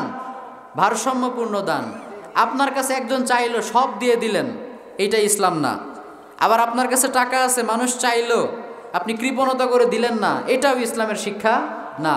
এই যে আজকে মসজিদের উন্নতি কল্পে মাহফিল, তো এই মসজিদের উন্নতি করতে গিয়ে আপনি কি বাড়ি ঘরে যা আছে সব কিছু দিয়ে দিবেন? তাহলে আপনার ওয়াইফ থাকবে কোথায়? তাকে খাওয়াবেন কি? তাকে পড়াবেন কি? তাদেরকে দেখভাল করাও তো আপনার দায়িত্ব, ঠিক কি না? এজন্য ইসলাম আমাদেরকে ভারসাম্যপূর্ণ ব্যালেন্সড চ্যারিটি করতে শেখায়। ভারসাম্যপূর্ণ দান দেওয়ার সময় একবারে সব উজাড় করেও দিব না, আবার একবারে কৃপণতা করে পকেটে হাত দিব না, এরকমও হবে না। ভারসাম্যপূর্ণ দান করব ইনশাআল্লাহ। এজন্য আমরা যেন দান করি। এই যে মসজিদ, মাদ্রাসা, এগুলোতে আপনি যদি দান করেন, এই দানটা কি লস হবে না লাভ হবে? কিয়ামত পর্যন্ত যত মানুষ এই মসজিদে সালাত আদায় করবে, আপনাদের অ্যাকাউন্টে, আপনাদের আমলনামাতেও সেই সওয়াব ঢুকায় দিবে কে? দুনিয়াতে আমরা যাদের জন্য এত কিছু করে যাচ্ছি, তারা কিন্তু কেউই আপন না। কথা বলেন ঠিক কি না? আপনার মরার পর 40 দিন সময় লাগবে না, আমি গ্যারেন্টি দিয়ে বলছি, 40 দিন সময় লাগবে না। আপনার স্ত্রী, আপনার বাচ্চা কাচ্চা আপনাকে ছাড়াই থাকতে শিখে যাবে। আপনাকে ছাড়াই থাকতে শিখে যাবে। যাদের জন্য আপনি সুদ খেতেন, যাদের জন্য আপনি ঘুষ খেতেন, যাদেরকে সুখে রাখার জন্য আপনি অন্যায় করতেন, জুলুম করতেন, 2 হাতে কামাতেন, ডান হাতে বাম হাতে, টেবিলের উপর দিয়ে নিচ দিয়ে 2 হাতে কামাতেন, তারা আপনার মৃত্যুর পর সুখে থাকবে, কিন্তু আপনি সুখে থাকবেন না। এবং আপনি সুখে থাকার জন্য তারা হয়তো তেমন কোনো দানও করবে না, আপনি লস করলেন। এজন্য বুদ্ধিমানের কাজ হচ্ছে বেঁচে থাকতেই আখেরাতের অ্যাকাউন্টে টাকা ট্রান্সফার করা, ঠিক কি না? কারণ সেইখানে আমাকে একাই থাকতে হবে, কেউ আমার সামনে আসবে না। আর আল্লাহর চাইতে আপনি যদি কাউকে বেশি গুরুত্ব দেন, সবচাইতে ইম্পর্টেন্ট কথা শোনেন, এই কথাটা যদি আপনি বুঝতে পারেন, আপনি দুনিয়াও পাবেন, আখেরাতও পাবেন ইনশাআল্লাহ। আল্লাহর চাইতে আপনি যদি কাউকে বেশি গুরুত্ব দেন, আল্লাহর চাইতে আপনি যদি কাউকে বেশি ভালোবাসেন, জীবনের সবচেয়ে বড় বাস আপনি তার কাছেই খাবেন। কথা মনে বুঝেন নাই? আপনি যদি আল্লাহর চাইতে কাউকে বেশি ভালোবাসেন, সবচাইতে কষ্ট আপনি তার কাছেই পাবেন। এক্সাম্পলে আসেন, উদাহরণে আসেন। আল্লাহ বলে দাড়ি কাটিস না, আপনার ওয়াইফ বলে দাড়ি কাটো, শেভ করো, দাড়ি রাখলে তোমাকে বুড়ো বুড়ো লাগে। এখন আপনি যদি আল্লাহর কথা না শুনে ওয়াইফের কথা শুনে দাড়িটা শেভ করে ফেলেন, তার মানে আপনি আল্লাহর চাইতে আপনার স্ত্রীকে বেশি ভালোবাসেন। কথা বলেন ঠিক কি না? আপনার মৃত্যুর পর দেখবেন এই স্ত্রী, যার জন্য আপনি আল্লাহকে রাগান্বিত করেছেন, যাকে খুশি করার জন্য আল্লাহর খুশিকে পরোয়া করেন নাই, আপনার মৃত্যুর পর দেখবেন যদি যৌবনকাল থাকে, এই স্ত্রী আরেকজন ছেলের হাত ধরে সুখের সংসার করবে, আর আপনি কবরে একে একে পড়ে থাকবেন। একবার সে দেখতেও যাইবে না। অনেক ছেলে আছে দেখবেন, ইয়াং ছেলে পেলে, রাত 2টা 3টার সময় যদি তার গার্লফ্রেন্ড মোবাইলে কল করে বলে, যান একটা আইসক্রিম নিয়ে আসো, আইসক্রিম খেতে মনে চাচ্ছে, দেখবেন অনেকে দৌড় দিয়ে চলে যায়, এরকম আছে না নাই? কিন্তু এর 2-3 ঘন্টা পরেই মুয়াজ্জিন বলে হাইয়া আলাস সালাহ, হাইয়া আলাস সালাহ, নামাজ পড়তে আসো। আসলে মুয়াজ্জিন বলে, কিন্তু কথাটা কার? আপনারা ঝিমায়ে গেছেন, কথাটা কার? এই যে মাইক্রোফোন দিয়ে কথা বলছি, সাউন্ড বক্স দিয়ে বের হচ্ছে, তার মানে কথা কি সাউন্ড বক্স বলে না আমি বলি? কে বলে? আমি বলি। তো মুয়াজ্জিন যে বলে নামাজ পড়তে আসো, এই কথাটা কি মুয়াজ্জিনের না আল্লাহর? গার্লফ্রেন্ডের কথায় যুবক ভাই তুমি ছুটে চলে যাও, আর আল্লাহর ডাকে তুমি সাড়া দাও না, বুঝতে হবে তুমি আল্লাহর চাইতে তোমার গার্লফ্রেন্ডকে বেশি ভালোবাসো, ঠিক কি না? এই গার্লফ্রেন্ডগুলাই দেখবেন 2 দিন পর ছেঁকা দিয়ে বেকা করে সরকারি টাকলু চাচার হাত ধরে চলে যাবে। আর এই যুবক ছেলেগুলো ঘরের মধ্যে স্যাড সং শুনবে, ছেঁকা খাওয়া গান শুনবে, আর যারা সহ্য করতে পারবে না তারা সুইসাইড করবে, আত্মহত্যা করবে, ঠিক কি না? ওই যে তুমি আল্লাহর চাইতে তাকে বেশি ভালোবেসেছো না, সবচেয়ে বেশি কষ্টটা তোমাকে সেই দিবে। এজন্য সবচেয়ে বড় বুদ্ধিমানের কাজ হচ্ছে আমরা জীবনের সবচাইতে বেশি ভালোবাসবে একজনকে, তিনি কে? আমি যেই কাজ করি, যেই কথা বলি, আগে দেখব আল্লাহ এতে খুশি না বেজার। আল্লাহ যদি খুশি থাকে পুরো দুনিয়ার সবাই যদি আমার উপর রাগ করে, আই ডোন্ট কেয়ার, ওইটা আমি কেয়ার করি না। আর দুনিয়ার সবাই বলে করো করো, বাহাবা দিচ্ছে, কিন্তু আল্লাহ বলে করিস না, করিস না। আল্লাহর জন্য আমি সবাইকে ত্যাগ করতে রাজি, ঠিক কি না? এটাই হচ্ছে মুমিনদের অ্যাটিটিউড। তো এই যে দানের কথা বলছিলাম, যাদের জন্য আমরা সম্পদ রেখে যাচ্ছি তারা তো সুখে থাকবে, নিজের সুখের কথা চিন্তা করেন না। পাগলেও তো নিজের ভালো বোঝে, আমরা নিজের ভালো বুঝবো না? নিজের ভালো যদি আমরা বুঝতে চাই, আমরা মসজিদ, মাদ্রাসা, অসহায় ব্যক্তিদেরকে সাধ্য অনুযায়ী দান করব, ইনশাল্লাহ। পড়েন, আর একটু জোরে পড়েন না, ইনশাআল্লাহ। ষষ্ঠ যেই গুণটা আমরা জানবো সেটা হচ্ছে ওয়াল্লাযীনা লা ইয়াদউনা মা'আল্লাহি ইলাহান আখর। আল্লাহর প্রিয় বান্দারা শুধুমাত্র কেবলমাত্র একমাত্র একজন সত্তার কাছেই দোয়া করে, তিনি কে? প্রয়োজন হলে চায় একজনের কাছে, তিনি কে? কারণ আল্লাহর খাজিনা, তার ধনভাণ্ডার এত বেশি যে আমাদের সকলের চাহিদা অনুযায়ী আল্লাহ যদি সব কিছু দিয়ে দেয়, আল্লাহর ধনভাণ্ডারের 1 ইঞ্চিও কমবে না। পড়েন সুবহানাল্লাহ। এই যে পোস্টার দেখছেন না, পোস্টার, এই পোস্টারের এই ফাঁকা জায়গায় আমরা যদি আমাদের সকল চাহিদাগুলোকে একটা একটা করে লিস্ট করে আল্লাহর কাছে জমা দিয়ে বলি, আল্লাহ এই যে এগুলো আমার লাগবে, তুমি দাও। আল্লাহ বললেন আমি যদি সবও দিয়ে দেই, আমার ধনভাণ্ডারের 1 ইঞ্চি কমবে না। পড়েন সুবহানাল্লাহ। এজন্য চাইবো তো তার কাছে যার অঢেল আছে। ফকিরের কাছে ফকিরের চাওয়ার কিছু আছে? কোনো ফকিরকে দেখেছেন আরেক ফকিরের কাছে ভিক্ষা চাইতে? ফকিররা দেখবেন এই যে ছোট ছোট বাচ্চা, এই যে তোমার বয়স কত, বয়স কত তোমার? হ্যাঁ 13, আচ্ছা ধরেন 10, 12, 13 এইরকম ছোট্ট বাচ্চার কাছেও ফকির দেখবেন হাত পাতে কি পাতে না? যদিও জানে হয়তো পকেটে টাকা নাই, কিন্তু ফকিরের স্বভাবই তো এটা ভিক্ষা চাওয়া, ও ভিক্ষা চাইবে। কিন্তু আল্লাহর কসম করে বলি, আমি এখন পর্যন্ত জীবনে দেখি নাই রাস্তার এই সাইড দিয়ে এক ফকির যায়, ওই সাইড দিয়ে আরেক ফকির আসে। এখন পর্যন্ত জীবনে দেখলাম না যে এক ফকির আরেক ফকিরের কাছে ভিক্ষা চায়। আপনারা দেখছেন? কে কে দেখছেন দেখি হাত তোলেন তো। ফকিরকে দেখেছেন আরেক ফকিরের কাছে ভিক্ষা চাইতে? দেখবেন না, কারণ ফকিরেরও একটা প্রেস্টিজ আছে না নাই? আমিও ফকির, তুইও ফকির, তোর কাছে আমার কি চাওয়ার? চাইবো তো ধনী ব্যক্তির কাছে, ঠিক কি না? তো আমরা তো সবাই ধনী। আনতুমুল ফুকারাউ ইলাল্লাহ ওয়াল্লাহু হুয়াল গানিয়ুল হামিদ। আমরা সবাই ফকির, ধনী একজন, তিনি কে? এজন্য ওই আল্লাহর কাছেই চাইবো। বিশ্বনবী বলেছেন ইযা সাআলতা ফাসআলিল্লাহ ওয়া ইযা ইসতাআনতা ফাসতাইন বিল্লাহ। ও আমার উম্মতেরা, যদি কিছু লাগে আল্লাহর কাছে চাও। সাহায্যের হাত যদি তোমাকে পাততেই হয়, তাহলে শুধুমাত্র কেবলমাত্র একমাত্র একজন সত্তার সামনে পাতো, আওয়াজ করে বলেন তিনি কে? এজন্য আমরা চাইবো কার কাছে? আল্লাহর কাছে। আল্লাহর কাছে না চেয়ে আমরা যদি খাজা বাবার কাছে চাই, গাজা বাবার কাছে চাই, তাহলে কি হবে? ইসলামিক শরিয়া অনুযায়ী এটাকে শিরক বলে। কি বলে? আপনার ওয়াইফ মাইন্ড করবে না, বোঝানোর জন্য বলছি। নিজের উদাহরণ দিলে মানুষ ভালো বুঝে, এজন্য আপনার স্ত্রীর উদাহরণ দিয়ে বলছি। আপনার স্ত্রী যদি আপনার কাছে কিছু না চেয়ে পাশের বাড়ির ভাইয়ের কাছে চায়, বুঝতে হবে ডালমে কুচ সব জানে। আর কি ওয়াজ করব? শেষ করে দেই নাকি দোয়া করে দেই? মাশাআল্লাহ, গাইবান্দার ভাইয়েরা অনেক শিক্ষিত, আলহামদুলিল্লাহ। তো আপনার স্ত্রী যদি আপনার কাছে প্রয়োজনীয় জিনিস না চেয়ে পাশের বাড়ির ভাইয়ের কাছে সব চায়, বুঝতে হবে ডালমে কুচ কালা হেব। আমরা সঠিক বাংলা বা একেবারে খাস বাংলা এটাকে পরকিয়া বলি। কি বলি? পরকিয়া বলি। তো আমরা তো গোলাম কার? আল্লাহর। তো আল্লাহর গোলাম হয়ে আল্লাহর ইবাদত করে আমরা যদি খাজা বাবার কাছে চাই, গাজা বাবার কাছে চাই, বুঝতে হবে এখানেও কি চলে? এখানেও এক ধরনের সমস্যা চলে। এটাকে পরকিয়া বলে না, এটাকে ইসলামিক শরিয়া অনুযায়ী শিরক বলে। ওই পরকিয়ার মতোই, মানে আল্লাহর সাথেও সম্পর্ক আর একজনের সাথেও সম্পর্ক না, এটা করা যাবে না। এই শিরকের গুনাহ আল্লাহ মাফ করে না। আপনি জেনা করেছেন, আপনি তওবা না করে মারা গিয়েছেন, আল্লাহ চাইলে মাফ করতে পারে। পারে কি পারে না? আপনি সুদ খেয়েছেন, আল্লাহ চাইলে মাফ করতে পারে। কিন্তু আল্লাহ নিজে বলেছেন ইন্নাহু মায়ুশরিক বিল্লাহি ফাকাদ হাররামাল্লাহু আলাইহিল জান্নাহ। যে ব্যক্তি শিরক করে, তওবা না করে মারা যায়, তার জন্য জান্নাতকে হারাম করে দিয়েছেন কে? আল্লাহ সব গুনাহ মাফ করে দিবে, কিন্তু শিরকের গুনাহ যদি আপনি তওবা না করে মরেন, আল্লাহ মাফ করবে না। এজন্য আজকে থেকে আমাদের যার যা চাহিদা, যত ইবাদত, যত চাওয়া পাওয়া একজনের কাছে, তিনি কে? আল্লাহ। এটা হচ্ছে ষষ্ঠ গুণ। সপ্তম যে গুণটা হচ্ছে সেটা হচ্ছে ওয়ালা ইয়াকতুলুনা নাফসাল্লাতি হাররামাল্লাহু আলাইহি হাররামাল্লাহু ইল্লা বিল হক। অন্যায়ভাবে কাউকে হত্যা করে না। আমরা যে মুরগি জবাই করি, এটা কি পাপ হয়? কথা বলে না, পাপ হয়? ছাগল জবাই করি, পাপ হয়? কারণ এটা অন্যায় হত্যা না, অন্যায়ভাবে হত্যা না। আবার জিহাদের ময়দানে স্বয়ং আল্লাহ রসুল সাল্লাল্লাহু আলাইহি সাল্লাম কাফেরদেরকে হত্যা করেছে কি করে নাই? সেটা গুনাহ হয়েছে?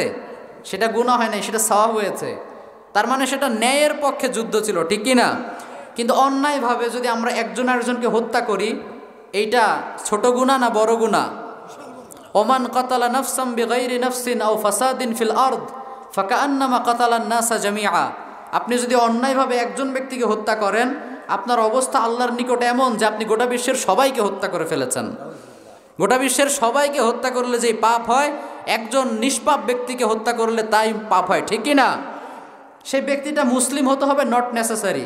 একটা হিন্দুকেও যদি আপনি অন্যায়ভাবে হত্যা করেন, আপনার আমলনামায় পাপ আছে না নাই? সে হিন্দু, তার ব্যাপার আল্লাহ বুঝবে, আপনি এখানে বলার কে? আমাকে আপনাকে আল্লাহ অধিকার দিয়েছে তাকে বিচার করার? না, এজন্য হত্যা করা যাবে না। সেবাবুল মুসলিমি ফুসুক ও কিতালুহু কুফুর। আর কোনো মুসলিমকে যদি আপনি হত্যা করেন তাহলে আপনি কাফের হয়ে যাবেন, কোনো কথা নেই। এই যে বর্তমানে দেখেন তাবলিগ জামাত মাশাআল্লাহ ইসলামের অনেক ভালো খেদমত করছে, কি করে নেই? নিজের খেয়ে নিজের পড়ে ভালো ভালো কাজ করেছে মাশাআল্লাহ। কিন্তু এই যে রিসেন্টলি তাদের যে দ্বন্দ্বটা চলছে, আমরা কি তাদের কাছে এটা চাই?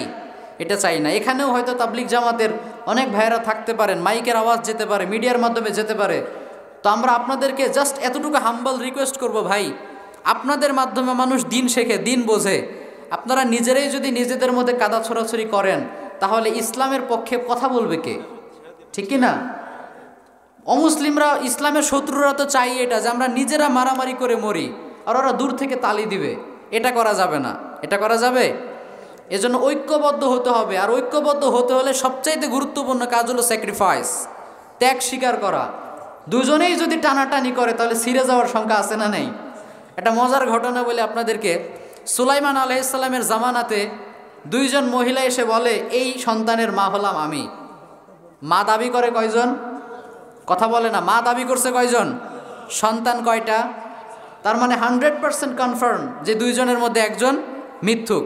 তো সুলাইমান আলাইহিস সালামের ওই জামানায় তখন তার ডিএনএ টেস্ট ছিল না, উন্নত মানের মেডিকেল টেস্ট ছিল না যে ডিএনএ টেস্ট করে বের করা যাবে যে আসল মাকে, ওগুলো ছিল না। তো তিনি একটা কৌশল অবলম্বন করলেন, স্ট্র্যাটেজি খাটালেন। তিনি বললেন, শোনো, তোমরা যেহেতু দুইজনই দাবি করছো এই যে এই সন্তানের মা তুমি, আর এই সন্তানও ছোট, পরিচয় দিতেও পারছে না, তো এক কাজ করা যাক, এই সন্তানটাকে মাঝখান থেকে কেটে দুইজনকে দিয়ে দিই। সুবহানাল্লাহ পড়তে পারলেন না? নবীওয়ালা জ্ঞান দেখেন, নবীওয়ালা জ্ঞান।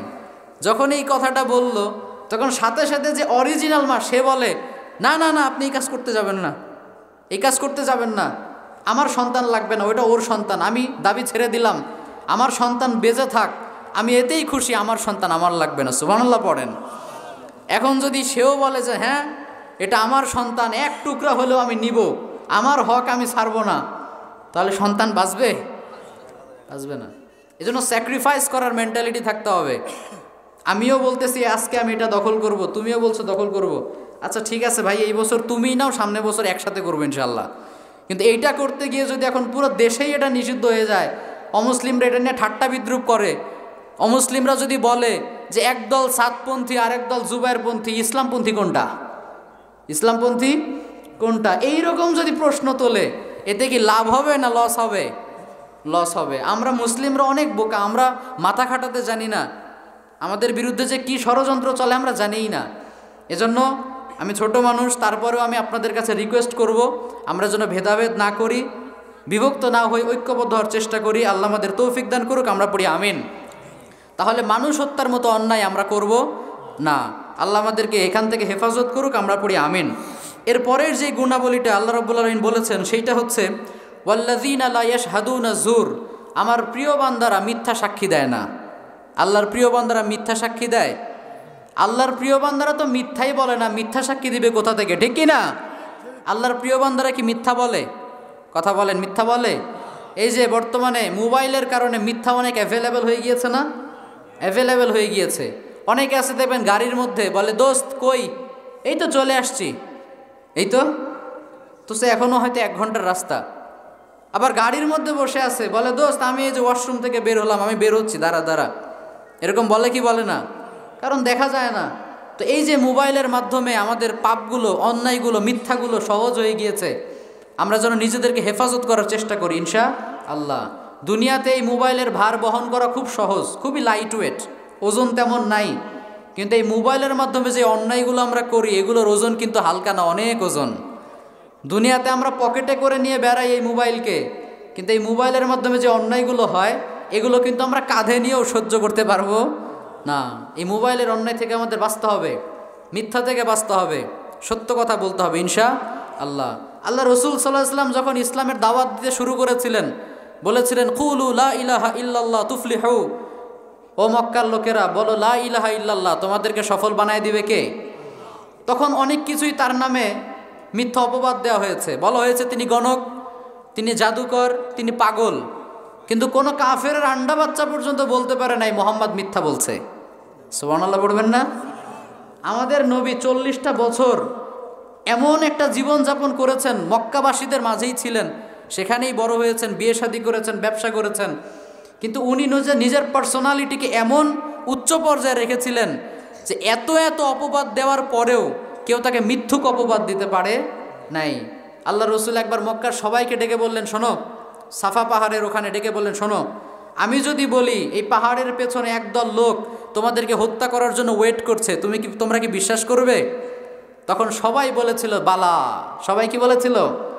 সবাই বলেছিল বালা, অর্থাৎ মুহাম্মদ তুমি যদি বলো তাহলে বিশ্বাস করব। সুবহানাল্লাহ পড়তে পারলেন না? তার মানে এমনিতে বিশ্বাস করি না, কিন্তু তোমার মুখ থেকে যদি এই কথা বের হয় তাহলে আমি বিশ্বাস করব। এর কারণ মা জাররাবনা আলাইকা ইল্লা সিদকা, we have never ever been experienced of a single life from you in our entire life. এই পুরো 40 বছরের জীবন তোমার কাছে একটা মিথ্যা কথা আমরা শুনি নাই। সুবহানাল্লাহ পড়েন। তার নাম হচ্ছে কি? আল আলামিন, আল আমিন, আস সাদিক, সত্যবাদী, বিশ্বস্ত, আমানতদার। সুবহানাল্লাহ পড়েন। ওনার যখন ইসরা হলো, মেয়ারাজ হলো, তখন আবু বকর সিদ্দিক রাদিয়াল্লাহু তাআলা আনহুকে এসে কাফেররা বলল, শোনো আবু বকর, তুমি তো ইসলাম কবুল করেছো, কিন্তু তোমার বন্ধু তো পাগল হয়ে গেছে। কেন, কি হয়েছে? তোমার বন্ধু বলে কিনা যে এক রাতের মধ্যে মক্কা থেকে সে মসজিদুল আকসাতে চলে গিয়েছে, আবার সে নাকি সপ্ত আকাশের ঊর্ধ্বে গিয়েছে। তোমার বন্ধু পাগল, তোমার বন্ধু এই কথা বলেছে, তুমি কি বিশ্বাস করবে? তখন আবু বকর রাদিয়াল্লাহু তাআলা আনহু বলেছিলেন, ইন ক্বালা লাকাদ সাদাকা, যদি আমার নবী এটা বলে তাহলে সে সত্য বলেছে। সুবহানাল্লাহ পড়েন। তার মানে এমনিতে এটা বিশ্বাস করার মতো কথা না, অনেক দূরের রাস্তা। তখনকার যানবাহন এত ভালো ছিল না, আল্লাহর হাবিবের প্রাইভেট জেট প্লেন ছিল না যে রাতারাতি চলে যাবে, এমনিতে বিশ্বাস করার মতো না। কিন্তু যদি আমার প্রিয় নবী মুহাম্মদ সাল্লাল্লাহু আলাইহি সাল্লাম নিজ মুখে এই কথা বলেন তাহলে আমি তাকে সত্যায়ন করছি, তিনি সত্যই বলেছেন। সুবহানাল্লাহ। এরপরে আল্লাহর হাবিব বলেছিলেন, আবু বকর তুমি আজকে থেকে শুধু আবু বকর না, তুমি আবু বকর সিদ্দিক। সুবহানাল্লাহ পড়েন। এতটা সত্যবাদী ছিলেন। সেই নবীর উম্মত হয়ে আজকে আমরা মিথ্যা বলি। এক একটা মিথ্যা সাক্ষীর কারণে অনেকে যুগের পর যুগ জেলখানায় পচে পচে মরে, আছে না নাই? ওই ব্যক্তি যদি আপনাকে ক্ষমা না করে, ওই ব্যক্তির পরিবারবর্গ যদি আপনাকে ক্ষমা না করে, আপনি বাইতুল্লাহর কাবার গিলাফ ধরেও আল্লাহর কাছে মাপ পাবেন না, মাপ পাবেন না। ওই ব্যক্তিও ধরেন আপনাকে ক্ষমা করে দিল, ওই যে ধরেন 14 বছর 15 বছর জেলে আছে আপনার একটা মিথ্যা সাক্ষীর কারণে, ওর মেয়েটা যে বাবার থেকে হক থেকে মাহরুম হয়েছে, এটা আপনি কি করে ফিরিয়ে দিবেন? তার স্ত্রী প্রায় যুগের পর যুগ একা একা রয়েছে, তাকে আপনি ক্ষতিপূরণ কি দিয়ে দিবেন?